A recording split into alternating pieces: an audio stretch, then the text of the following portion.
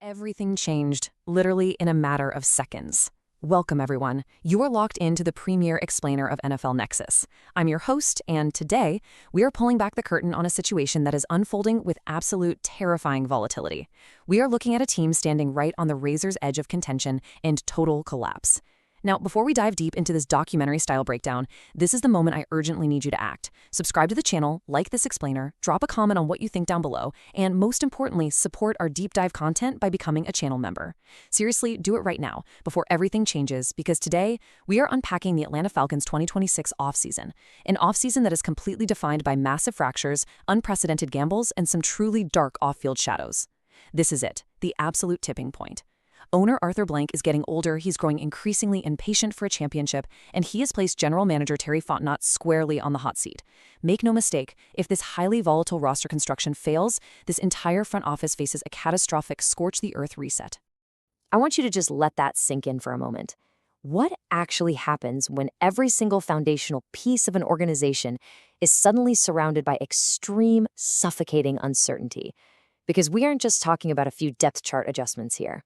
No, we are looking at a chaotic, intensely high-stakes reality for the 2026 Atlanta Falcons. Every single decision being made in this building right now carries the ultimate weight of jobs, of legacies, and the entire trajectory of a billion-dollar franchise. The pressure in that building right now is palpable. Head coach Kevin Stefanski, he was brought in specifically to fix a broken offense and maximize this roster's potential. His contract, his legacy, and Terry Fontenot's very job security, they all hinge on the explosive, high-wire gambles we are about to detail for you right now. Section 1, the quarterback collision. All right, let's dive into this first massive fracture point. And of course, we have to start with the most important position in all of sports. Listen to me. This is not your standard run-of-the-mill training camp competition. This is a tense, do-or-die battle brewing in Atlanta that will absolutely define Kevin Stefanski's tenure. I want you to paint the scene in your mind. On one side, you have Tua Tagovailoa, arriving in Atlanta after a grueling, highly scrutinized 6-year stint with the Miami Dolphins. He is a veteran, desperately looking for salvation. And on the exact opposite side, you have the incumbent starter, Michael Penix Jr. But here's the thing. Penix isn't just fighting for his job. He is fighting his own body. He is violently working his way back from a devastating 2025 ACL injury that completely cut his season short. And we have to get incredibly granular here to understand the stakes. Penix is a left-handed quarterback. The ACL he tore was in his right knee. Now, for a left-handed thrower, that right leg isn't just a leg. It is the ultimate plant leg. It is the structural pillar that has to absorb all of his forward momentum and allow him to transfer his weight through his hips to generate torque. If that right knee is even slightly compromised, even a fraction of a percent, he loses the pure velocity required to push the ball deep down the field. So you have two men, one desperate for a career revival, the other desperate to prove his own biomechanics won't betray him. It's a life-or-death scenario for this offense. Minus 136. I need you to look closely at this number. These are the FanDuel betting odds as of late May for Tua Tagovailoa to take the very first snap in September. Compare that to Michael Penix Jr., who sits at plus 102, and then you have third-stringer Trevor Siemian sitting at a totally improbable plus 8,000. When you take Tua's odds and you convert them, it equals an implied probability of 57.63%. Think about how absolutely terrifying that is for a coaching staff. 57.63% is barely better than a coin toss. This entire franchise's offensive strategy is resting on a razor's edge. Because, look, when a quarterback battle is this close, it means you have to split first-team practice reps straight down the middle in August. And any coach will tell you splitting reps completely destroys offensive timing. Star wide receivers, guys like Drake London, they need to know exactly how the football is arriving when they come out of their breaks. With Tua, the ball is all about timing and dissipation and touch. With Penix, it's a high-velocity laser. Splitting those reps physically harms the offense's rhythm before the regular season even begins. It's a nightmare scenario. Let's meticulously analyze the veterans standing on the other side of this battle. 76 career starts in Miami, over 18,000 passing yards, 120 touchdowns against 59 interceptions, a 68% completion rate. You know, on paper, if you just glance at it, it looks solid. But the actual reality, it's a story of extreme, chaotic volatility. Just pause and consider this for a second. At his absolute peak, Tua led the entire NFL in touchdown rate at 6.3% in 2022. He led the league in passing yards with 4,624 in 2023. He led the league in completion percentage in 2024. He was at the mountaintop. But at his worst, the physical breakdowns became just too much, and he was completely unceremoniously exiled from the franchise. And we really must understand the precise nature of those 59 interceptions. These weren't just unlucky tipped passes. In Miami, as defensive coordinators started to adapt, Tua's throwing windows began shrinking. Because he lacks that elite top-tier arm strength to drive the football into tight spaces late in the down, he has to throw with extreme anticipation. If he misprocesses a safety's rotation by even a fraction of a second, he just doesn't have the raw arm talent to make up for it, and that results in devastating, game-altering turnovers. $99,200,000. I want you to hear that number, and I want to say it agonizingly slowly. This is the NFL record dead cap hit that the Miami Dolphins willingly ate. Let me explain this. For the casual fan, a dead cap hit is money charged against a team's incredibly strict salary cap for a player who isn't even on the roster anymore. The Dolphins' front office literally looked at their ledger, saw nearly $100 million, and decided they would rather sacrifice an enormous, crippling chunk of their total salary cap just to ensure Tua played for someone else. They paid a record-shattering sum of accounting space just to make him go away. Think about that. That is the massive, heavy psychological baggage that Tua Tagovailoa is dragging right into Kevin Stefanski's offense.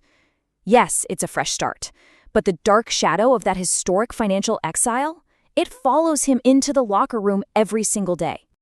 So the crucial point here is the contrast. When you break it down, look at this experience gap. We're talking about a 64-start deficit for Michael Penix Jr. Tua is fully cleared. He is ready to go. Penix is still recovering. But listen to me. Do not count the younger quarterback out, not for a second. During the very first week of OTAs, Penix defiantly pushed back on all the health questions. He flat out stated he felt good and fully plans to be the guy ready for week 1. Penix definitely has a massive hill to climb regarding that right knee, but he possesses something that Tua simply cannot match: superior arm strength and elite deep ball potential. And this isn't just about showing off and throwing the ball far in practice. It's about scheme. It's about how you attack a defense. Penix can hit the deep post routes and the boundary go routes that stretch a defense vertically and force safeties to backpedal. Tua, historically, relies on quick timing slant routes over the middle of the field. What we are witnessing here is a massive clash of offensive philosophies, a clash of experience, and sheer willpower, with two guys fighting for absolute control of the huddle. Section 2, Building the Trench. We are going to pivot our narrative now. We're moving away from the glamour of the quarterback position and diving straight into the absolute brutality of the trenches. The Falcons entered the 2026 draft with just 5 picks. 5. That's nothing. This means their search for undrafted offensive linemen isn't just some afterthought to fill out a training camp roster. It is a desperate, meticulous hunt to protect their incredibly vulnerable quarterback investment. Enter Riley Mahlman, the colossal undrafted free agent out of Wisconsin. I really want you to visualize his sheer mass for a second. 6'8", 308 pounds, a literal mountain of a human being standing on the edge of the line of scrimmage. On the surface, right, this is the exact prototype you want protecting your blind side. But relying on an undrafted rookie at tackle is absolutely terrifying. Imagine placing a raw, undrafted free agent across from elite NFC South edge rushers like Brian Burns or Cam Jordan. The speed-to-power transition of NFL elites against an unproven rookie, it is a recipe for complete disaster. And when you zoom in closer on Mahlman, you expose a fatal physical flaw. Let's deeply dissect this scouting report from NFL.com's Lance Zierlein, because this is where the red flags start waving frantically. Zierlein points out that despite being 6'8", Mahlman only has 32-inch arms. Now, to the average person, that means nothing. In the NFL, a lack of length is physically devastating. It essentially comes down to basic physics and geometry. Elite pass rushers typically boast arms that are 34 inches or longer. That 2-inch difference per arm equals a 4-inch overall wingspan deficit for Mahlman. What does that mean on the field? It means faster, longer edge rushers can establish first contact directly on Mahlman's chest plate. They can completely control his center of gravity before Mahlman can even get his hands on their shoulder pads. Zierlein notes he uses hand strikes to mitigate a lack of bend, but he lacks the body control to execute from the snap to the whistle consistently. This creates literal, life-threatening blind spots for any quarterback standing behind him. Having a collapsing edge because your tackle simply couldn't physically reach the defender, that is a quarterback's absolute worst nightmare. Because of this fatal flaw in leverage, analysts are already projecting Mahlman might have to transition inside to guard if he wants to save his NFL dreams. And look, we've seen this movie before. Compare this necessary transition to Mekhi Becton. Becton, at 6'7" and 363 pounds, saved his career a couple of years ago by shifting inside for the Eagles, and he even won a Super Bowl ring doing it. Moving inside to guard places the lineman in what scouts call a phone booth. You have a center on one side, a tackle on the other, creating a literal wall of bodies that neutralizes wide-speed rushes. It forces a pure, muddy power matchup, which effectively masks that severe lack of arm length. But, and this is a massive but, here is the warning sign. Mekhi Becton had a first-round pedigree and freakish first-round athleticism to make that transition work. Riley Mahlman is an undrafted free agent. His margin for error isn't slim, it is absolute zero. But Mahlman isn't the only desperate swing the Falcons are taking to survive in the trenches. Let's exhaustively detail two other undrafted additions that are crucial here. First, James Brockermeyer, a center who stands 6'3" and 297 pounds. At the Senior Bowl, he was put in these isolated one-on-one situations against massive nose guards, which is a severe mismatch on paper, and he absolutely stonewalled them. He completely dominated in pass protection drills. And then there's Jack Strand, a Division II sensation out of Minnesota State Moorhead. Look at those stats for a second. Over 3,500 yards and 42 touchdowns. Incredible, right? But making the jump from Division II to the National Football League is like stepping into a completely different dimension. The processing speed required is unfathomable. In Division II, a defensive back might close on a route in 1.5 seconds. In the NFL, a safety closes that exact same gap in 0.8 seconds. Strand isn't here just to be a camp body and hold a clipboard. He is actively looking to violently unseat veteran Trevor Siemian for that QB3 job. The desperation at the bottom of this roster is palpable. Every single snap in August matters. Section 3. The Dark Shadow. Okay, we need to pause right here. We must shift the tone dramatically now. We are moving away from the gridiron to something far, far heavier. Absolute heavy seriousness. Because what we are about to discuss is the darkest, most consequential off-field development of the Falcons' entire year. This goes so far beyond football. We need to walk through the tragic timeline of linebacker James Pierce Jr. step by step. Let's go back to April of 2025.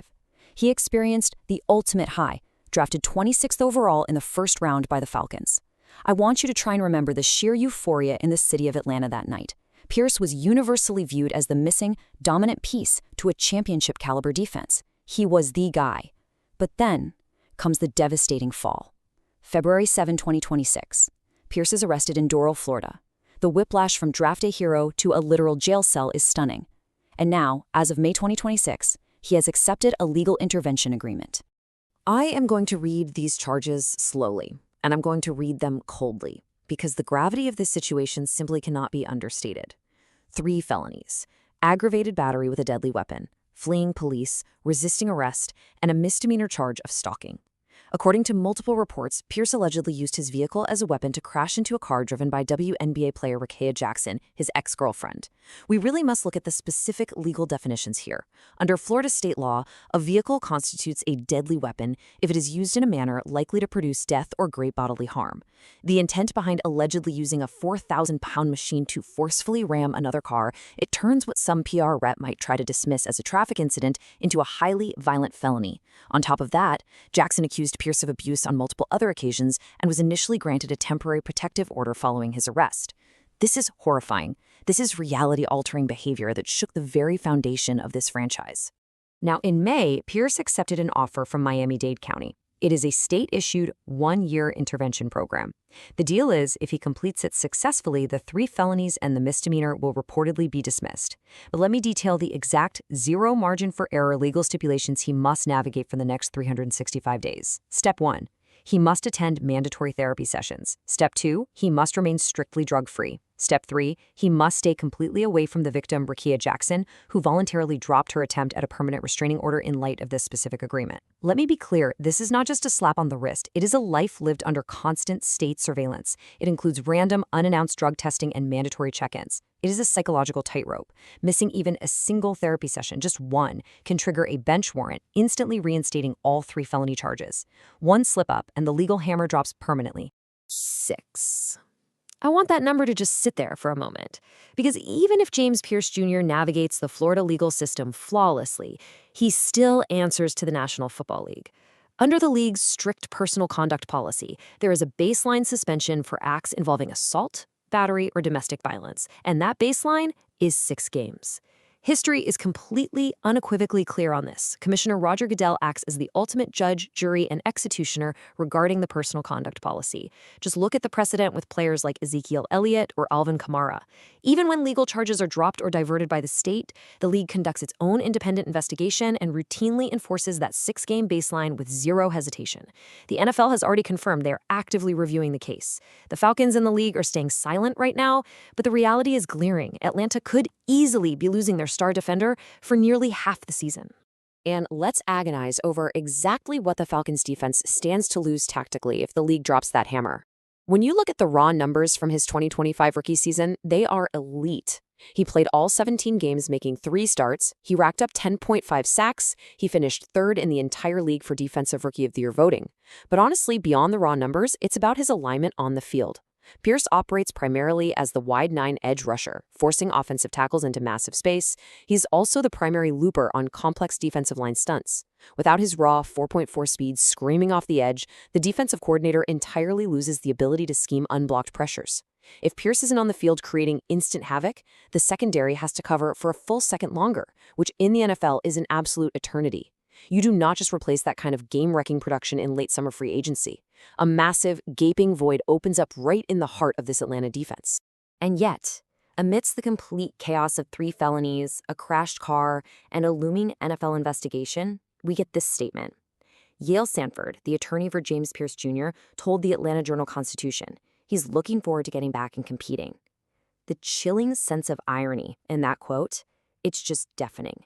The casual optimism juxtaposed against the grim, entirely unresolved reality of a league investigation and a rigorous legal intervention program. While the lawyer puts out this carefully crafted PR spin for the media, behind closed doors, the reality is vastly different. General Manager Terry Fontenot and the front office are likely in the war room right now, desperately panicking, scanning lists of veteran minimum street free agents, and formulating emergency contingency plans for a defense that might suddenly be missing its most explosive player. The massive disconnect between the courtroom and the reality of the football field is honestly jarring. Which brings us to the ultimate, unresolved question of this explainer. If this fragile foundation crumbles in September, how quickly will ownership clean house from the locker room all the way up to the GM's office? Think about what we just covered. A quarterback room defined by a historic $99 million cap penalty and a structurally recovering knee. An offensive line desperately trying to mask physical red flags by relying on undrafted rookies to block elite pass rushers. And a generational defensive cornerstone navigating the absolute darkest of off-field legal troubles. The pressure cooker that is the Atlanta Falcons' 2026 season is well past the boiling point, and it is about to burst. We will be right here to strictly document every single microscopic second of the fallout. You absolutely do not want to miss it. Subscribe to NFL Nexus, like this explainer, leave your thoughts in the comments, and become a channel member right now to support our deep dive documentary content. Thanks for watching. We'll see you next time.